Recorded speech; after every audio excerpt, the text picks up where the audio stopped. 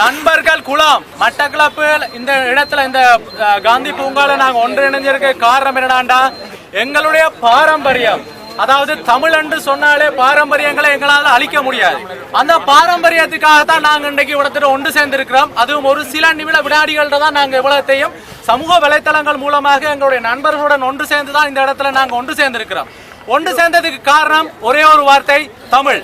இந்த தமிழுக்காகத்தான் நாங்க இந்த இடத்துல கூடி நின்று இந்த ஜல்லிக்கட்டு என்ற பாரம்பரிய வீர விளையாட்டுக்காக நாங்க ஆதரிக்கும் முகமாக இந்த இடத்துல ஒன்று கூடி இருக்கிறோம்.